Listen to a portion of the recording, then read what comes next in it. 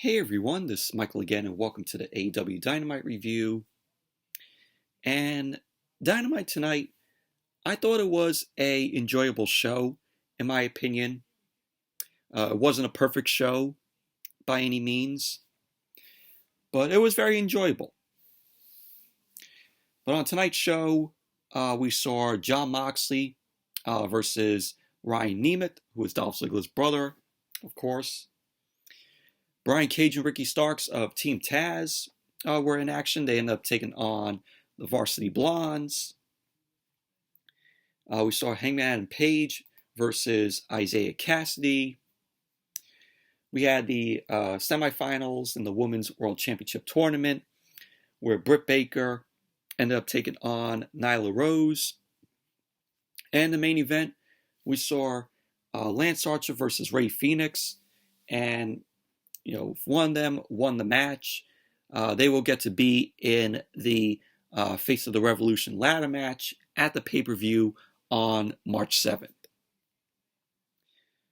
But overall, Dynamite was a very enjoyable show. And before I get into the review, big news dropped this afternoon, which I know you guys probably already know of. But I was at work today, and when I went on my break, I checked, the dirt sheets, see if there's any news going on in the world of professional wrestling. And I see AEW has signed the Big Show, Paul White. And I said, Paul White is all elite. And at first I was like, no, this has got to be a hoax. This has got to be a joke. And then I see AEW end up posting it among other wrestling news sites. And I'm like, wow, AEW signed the Big Show. And the reason why Big Show, Paul White, end up signing with AEW is because him and WWE were unable to agree to a new deal. And his final appearance on WWE television was on Monday Night Raw, the Legends Night. And so Big Show was very unhappy with the situation that happened at Legends Night, because if you remember, at Legends Night, Big Show was backstage, and he was part of a segment with Randy Orton, where Randy Orton was just talking down to the Big Show, just shitting on the Big Show, bullying him. And Big Show was upset about that. He was upset about the booking. And so, from what I've heard, the Big Show removed on his social media everything WWE. And like I said, the news broke out today that he signed with AEW, and he's going to be part of a new AEW show. And it's going to be called AEW Dark Elevation. Now, for me, I never watched AEW Dark. I don't watch it. But it says right here that White will have an extensive role within AEW. This is coming from comicbook.com. And it says, on top of his return to the ring, he will serve as a commentator on AEW Dark Elevation. So I'm all in to see what Big Show brings to the commentary table. He's going to be there alongside Tony Schiavone. And this new series is going to be on Mondays. It's going to be on at 7 o'clock on AEW's YouTube channel. So it's going to be on before Monday Night Raw on Mondays. So, but, looking forward to, like I said, what Paul White is going to bring to the commentary table. So, but I would like to see, Big Show 90% on commentary and like 1% of him being in the ring. So that's just what I gotta say. That's just my opinion. So, but that's pretty cool. That Big Show signed with AEW, and I was thinking to myself, I'm like, at first I was thinking, oh yeah, they signed the Big Show. I'm like, the Big Show is not going to move the needle, and he's not going to bring in the ratings. And then I see, oh, he's going to be a part of the AEW Dark new series on their YouTube channel. And I was like, okay. So, but big thumbs up for Big Show signing with AEW. So that's the big news that was released earlier today in the afternoon. So, but now on to the Dynamite review. So Dynamite tonight kicked off with Jon Moxley versus Ryan Nemeth, aka Dolph Ziggler's brother. And this was a very quick match. We had Ryan Nemeth end up going for a DDT to Moxley, but he ended up getting shoved away. We had Moxley end up throwing a forearm to Nemeth's face. Nemeth ended up coming back and throwing some strikes at Moxley. At the end of the match, you had Moxley hitting the paradigm shift to Ryan Nemeth, and he went for the pin. So there you go. Jon Moxley ended up winning the match. Post-match, Moxley ended up cutting a really good promo here, where he set up a chair in the middle of the ring. He sat down. Moxley ended up saying that the morning he woke up without the AEW World Championship, he knew he'd do whatever it takes to get the title back. He ended up asking what images come to mind when you hear the words exploding barbed wire deathmatch. He went on to say that he's an addict. He's addicted to being that close to the flame every single night. He even said that even if this is a trap put out by Kenny Omega, he ended up saying that this isn't the first time an opponent has tried to take him out. So he ended up saying, win, lose, or draw, all the people who have stuck with him over the years, and that they all know he has given them everything he had. So Moxley ended up saying that if it does come to an end at Revolution, that seems like a hell of a way to go out. So that was the promo that Moxley ended up cutting, but really good promo from Jon Moxley. But overall, his match with Ryan Nemeth, it was a quick match. Nothing special, nothing great about the match. So then we had, this was taken last week, where Alex Abrahantes ended up talking with Lance Archer and Rey Fenix about their match, and also the match at Revolution, the ladder match. So Alex ended up asking Lance Archer and Rey Fenix about their chemistry as a team. Archer ended up telling Alex that no doubt it's there, and he's definitely going to kick Fenix's ass. So Fenix ended up responding to that. He was calling Lance Archer the worst partner he's ever had. So because of that, Fenix and Lance Archer were brawling. They were brawling around, and then the cameras end up cutting out, and pretty much basically that was that.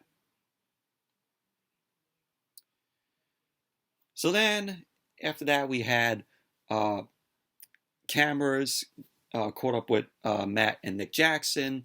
This was filmed earlier in the day, and they came, of course, with their parents. If you remember last week, we had Matt and Nick's father end up shoving Jericho. So the Bucks and their parents were checking out a truck AEW truck. And it had Matt and Nick on the back of the truck. So they were just checking it out. So, but that was basically what was shown. So then we had Brian Cage and Ricky Starks versus the Varsity Blondes, Griff Garrison and Brian Pillman Jr. And this was a pretty good match here. Taz was on commentary during the match. We had Ricky Starks and Brian Pillman Jr. starting off the match. Pillman ended up taking out Ricky Starks. Griff Garrison ended up coming in, started to work over Ricky Starks' arm, and then he quickly tagged Brian Pillman Jr. back into the ring. Pillman ended up trying to go to the top rope, and he ended up getting shoved down to the floor from Ricky Starks. Brian Cage then ended up grabbing Brian Pillman Jr. and powerbombed him into the ring post. And Brian Cage ended up getting in the ring. He ended up nailing a fallaway slam on Pillman. And then Ricky Starks ended up coming back in. So at the end of the match, you had Brian Cage and Ricky Starks win the match, where we had Brian Cage end up delivering a clothesline on Pillman and a drill claw. And so that was that. Brian Cage and Ricky Starks ended up winning the match. Post-match, we had the lights go out in the Daily's place, and I really loved this whole segment here. This was absolutely amazing and awesome. So we had on the screen, we saw a car being driven through the desert. Darby Allin was being dragged in a body bag behind the car, almost like what Team Taz did to Darby Allin, where they dragged Darby Allin when he was in the body bag. So Sting was driving the car through the desert. And so Sting ended up stopping the car, unzipped the bag, and Darby Allin ended up sitting up. So then we went back to Daily's place. Sting's music ended up hitting, and Sting ended up dragging out a body bag. He dragged out a body bag to the stage. He opened up the body bag, and inside of the body bag was Hook. Hook was in the body bag. So Taz couldn't believe it, because that's his son right there. So Sting ended up pointing to the rafters, and all we see is Darby Allin ziplining all the way down from the rafters down to the ring. And I really loved that. I really enjoyed that, seeing Darby Allin doing the zip line all the way down to the ring.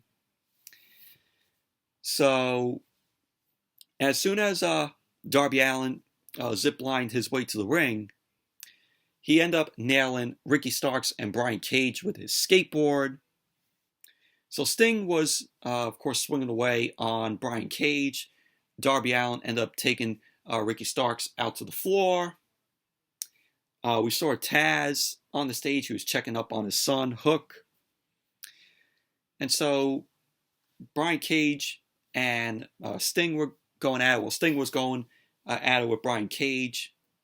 Sting ended up tossing Brian Cage into the corner. Sting ended up nailing the Stinger Splash to Brian Cage. So he then ended up chopping Brian Cage with a kick to the back of his leg. And then Sting ended up delivering the Scorpion Death Drop to Brian Cage. Brian Cage was just laid out. And so that was basically how the segment ended. But this was good stuff. This was an awesome segment here. Loved seeing Darby Allin riding the zip line all the way from the rafters down to the ring. It was just amazing. It was awesome. It was one of the best parts of Dynamite tonight. But awesome stuff. It was good TV here. And then we had Tony Schiavone. Tony Schiavone ended up doing a interview with Miro, Kip Sabian, and Penelope Ford.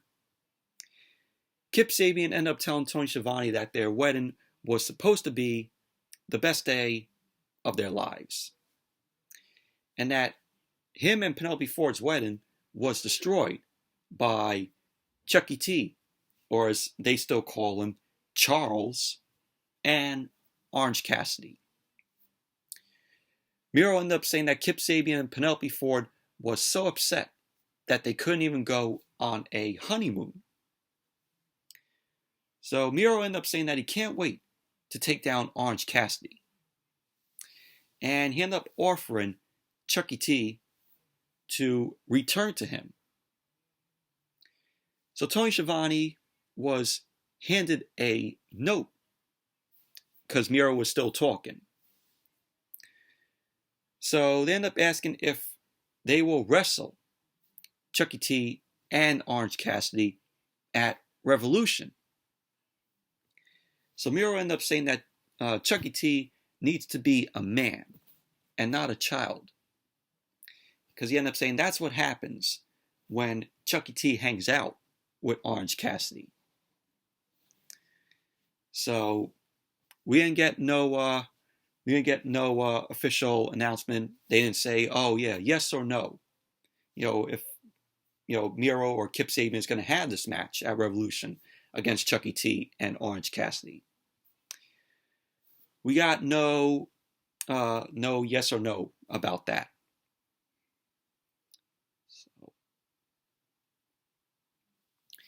And then we had Brandon Cutler versus Jake Hager. This was decent for what it was. The match started off with Brandon Cutler landing the punch to Jake Hager, but he was immediately thrown into the corner by Jake Hager. Hager ended up trying to go for a splash, but Cutler ended up moving, and he started throwing a few punches at Hager. Hager tried to go for a lariat, but he ended up hitting a wheelbarrow suplex to Cutler. And at the end of the match, Hager ended up winning. He ended up hitting a big lariat to Brandon Cutler.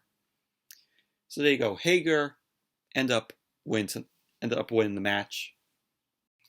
Post-match, Santana, Ortiz, and Wardlow ended up coming out and ended up stomping away on Brandon Cutler. The Bucks, Matt and Nick, end up running out. They deliver a double super kick to Santana and Ortiz. And they end up trying to go for Hager, but Hager ended up rolling out of the ring.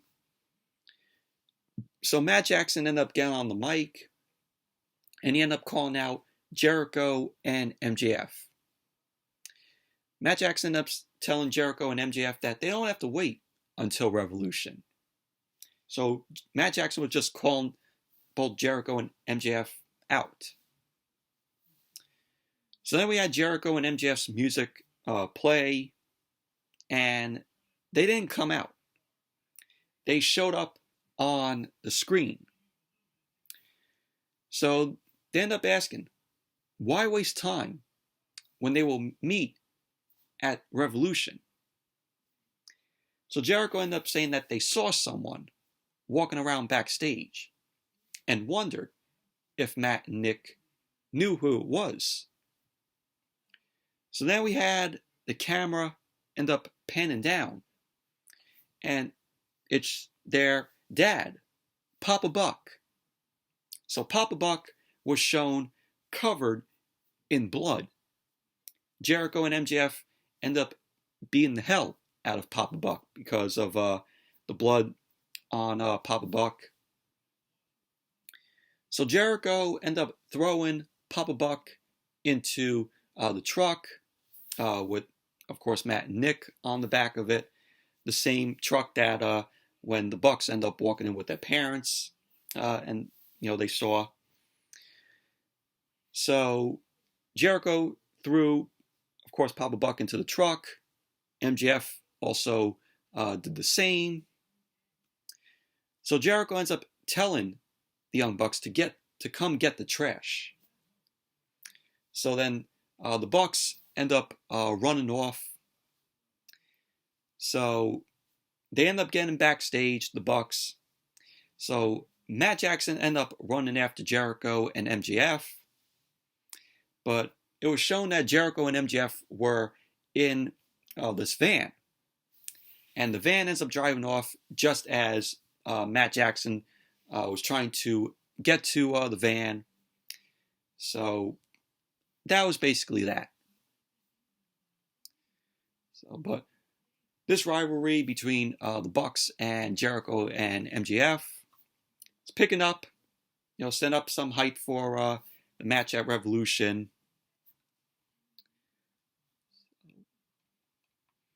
And then when Dynamite came back from the commercial, we saw Papa Buck being loaded into the ambulance.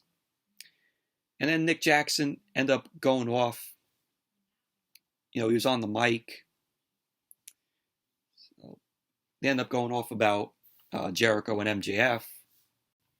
So then we had a video package shown of what's leading up to Shaq and Jade Cargill versus Cody Rhodes and Red Velvet, which is going to be taking place next week on Dynamite. And I said it before, but this match is going to be a disaster, in my opinion. Calling it now. I may be wrong on that, but in my mind, it's going to be a disaster. Because I said this before. Watch the match be Jade Cargill and Red Velvet through the match. Shaq and Cody are going to be in there. They'll throw like a few punches here and there. And then most of the match is just going to be Cargill and Red Velvet. That's how I see the match going. But imagine, I know I may be wrong on this, but I'm just predicting this. I know AEW possibly won't do it, but imagine if the Big Show ended up getting involved in the match, and then we have Big Show and Shaq have a face-to-face, and because there's people that want to see Shaq versus the Big Show. I don't know why. I don't want to see it, but people have been bringing it up, because remember in WWE when we saw Big Show and Shaq face to face, people want to see it. I don't know why, but imagine, like I said, AEW probably won't do it, but imagine, God forbid, we see Shaq and the Big Show in a match.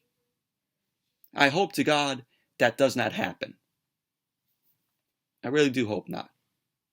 AEW can't possibly do that. But, if people say, oh yeah, we want to see Shaq and Big Show, they'll possibly do it. I mean, it could be good for publicity, get on the like news and, all like that. So, but I don't want to see it. I don't want to see Shaq and Big Show done, And then we had Hangman and Paige versus Isiah Kassidy. So we had Matt Hardy out there and Jack Evans and Angelico, the Hybrid 2. Looks like Jack Evans and Angelico are with Matt Hardy now in this group that Matt Hardy is having, a private party, and now, of course, the Hybrid 2. So when the match started, we had Paige end up trying to deliver a big boot to Matt Hardy, but he ended up dropping down to the floor. Isiah Kassidy then landed a shot at Paige, but Paige ended up swinging away at Isiah Kassidy, started stopping Cassidy's chest down in the corner. We had Kassidy end up recovering, and he put Paige down. Kassidy then threw Paige into the corner, and Paige ended up landing a lariat. Isiah Kassidy was able to get up to the second rope, and he got caught by Paige with a big kick, which sent him out to the floor. There's a point where the Hybrid 2 end up distracting the referee, and Matt Hardy ended up grabbing Paige's ankle on the ring apron. So Matt Hardy ended up yanking Paige down. He ended up throwing Paige shoulder first into the ring post. So we had Alex Reynolds and John Silver. They end up running out, and they had Aubrey Edwards, who was the referee in the match. They end up telling her what Matt Hardy did. So Aubrey Edwards end up tossing Matt Hardy from ringside. So then we had Paige and Kassidy end up delivering some strikes. And at the end of the match, Hangman and Paige end up winning. So post-match, we had Matt Hardy end up talking to Paige from the back. He was on the mic.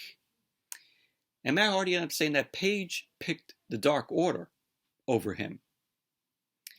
So Matt Hardy ended up saying that he is now going to hurt every member of the Dark Order that Paige loves so much.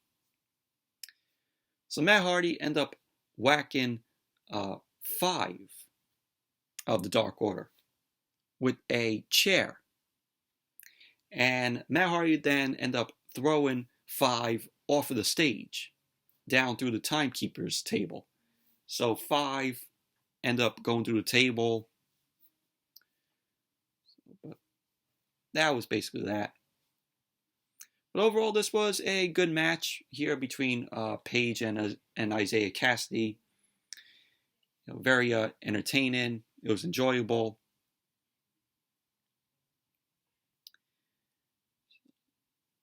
And then we had Alex Marvez. He ended up catching up with Kenny Omega. And Kenny Omega was in a metal room. Don Callis ended up coming over to Alex Marvez. And he ended up asking Marvez, what he's doing, coming here. So Kenny Omega and Don Callis ended up saying that they are working on the Jon Moxley extermination chamber. Kenny Omega ended up saying that if you want something done right, sometimes you just got to do it yourself. So then Kenny Omega ended up telling Alex Marvez to get out of here. And then he went back on to working on the Jon Moxley extermination chamber. And he was working on the explosive barbed wire. So that was that. More hype for Kenny Omega and Jon Moxley's match at Revolution, which I am so looking forward to, the exploding barbed wire death match. That's going to be awesome. That's going to be the best match of the night, in my opinion. But hopefully, it's on par with their match that they had at Full Gear in 2019, which that was one of the best matches on that card. Hopefully, it's as good as that. So then we had the Women's World Championship Eliminator Tournament, the semifinals, which I didn't catch the tournament this past Monday on their YouTube channel. But it was Britt Baker versus Nyla Rose. Britt Baker, of course, was out there along with Reba. And this was a solid women's match, although it kind of felt it went on too long. But we had Nyla Rose starting it off where she ended up tossing Britt Baker down to the mat. Nyla Rose was delivering some power slams to Britt Baker, which Britt Baker ended up rolling out to the floor. Britt Baker looked like she was done with Nyla Rose, like she didn't want to go on. She ended up heading over to the back. She started throwing some stuff around. So Britt Baker was basically throwing a fit because she was tossing everything around. She comes back into the ring. She tells the cameraman, "Oh, get that camera out of my face." So Britt Baker ended up coming back into the ring. She ended up kicking Nyla Rose in the midsection. Nyla Rose ended up planting Britt Baker with a Samoan drop. So Nyla Rose ended up looking to hit a cannonball senton to break Britt Baker's leg, but Britt Baker ended up moving. So Nyla Rose ended up getting Britt Baker, ended up doing a military press, and there was points where Reba was getting involved, where Reba was in the ring. She ended up getting shoved into the corner. She ended up taking a cannonball senton from Nyla Rose. So Nyla Rose ended up charging at Britt Baker. Britt Baker ended up moving, and Nyla Rose went right into an exposed turnbuckle, which Britt Baker ended up taking off the turnbuckle. It was during the commercial break. But at the end of the match, you had Nyla Rose end up winning, where she ended up delivering the Beast Bomb on Britt Baker. So there you go. Nyla Rose ended up winning. She now advances in this tournament. And there was points where Britt Baker was trying to get the lockjaw locked in on Nyla Rose, but Nyla Rose ended up countering them. But overall, it was a solid women's match. But, at points it went on for too long, though. But still, solid match. So then, of course, we had Tony Schiavone announce that he is going to be the Big Show, Paul White's partner on AEW Dark Elevation. And then we have the matches that are going to be on Dynamite for next week that they announced. It's going to be FTR, Tully Blanchard, and the Jurassic Express. It's a 6-man tag. So that's going to be pretty cool. Tully Blanchard going to be competing in a match. I saw, on his social media, he's been working out and preparing for this match. And then they also announced for next week on Dynamite that we're going to be getting a Jericho and MJF press conference. Because next week's Dynamite, of course, it's going to be the go-home show for Revolution. We're going to have the Big Show making his appearance. Of course, we're getting the Cody Rhodes, Red Velvet, Shaq, Jay Cargill match, which, like I keep saying, it's going to be a disaster. But let's see. And then we have the Dark Order versus Matt Hardy, Private Party, and Jack Evans and Angelico, the Hybrid 2. That's set for next week. And it's going to be 10 versus Max Caster. It's going to be a ladder match qualifier for the Face of the Revolution ladder match. And then we're going to be getting the finals of the women's title eliminator tournament set for next week. And then we got new matches announced for Revolution. We're going to be having a tag team casino battle royal taking place at the pay-per-view. And then it was made official. Kip Sabian and Miro versus Orange Cassidy and Chucky T at Revolution. So they made it official right there. And then we had the main event. Lance Archer versus Rey Fenix, Face of the Revolution ladder match. It was a qualifying match. And this was a very good main event. This was a very good match here. Both Lance Archer and Rey Fenix worked well here in this match. So the match started off with Fenix and Archer going back and forth. Archer ended up putting down Fenix. Fenix ended up sending Archer out to the floor and delivered a flipping senton on Archer. Fenix went up to the top rope, and we had Jake the Snake Roberts end up pulling Fenix down. Fenix then ended up running, and he ended up hitting a flip off the ramp onto Archer, which was cool. And Fenix delivered a chop to Lance Archer's chest, which was a loud chop. It was very loud that it echoed through the Daily's place. So they went back into the ring, and we had Fenix trying to jump up on the ropes, but he ended up getting stopped by Lance Archer, who then clotheslined him off the apron and down to the floor. So we had Arch end up launching Fenix into the barricade while they were on the floor. Archer delivered a cannonball senton into Fenix, which crushed Fenix against the barricade. So Archer then ended up tossing Fenix back into the ring. He ended up putting Fenix on the second turnbuckle.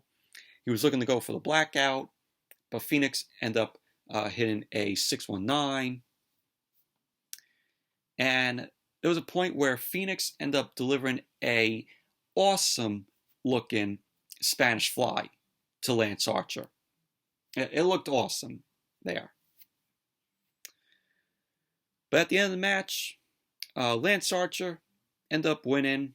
Lance Archer put Fenix up on the top turnbuckle, and he ended up hitting the blackout.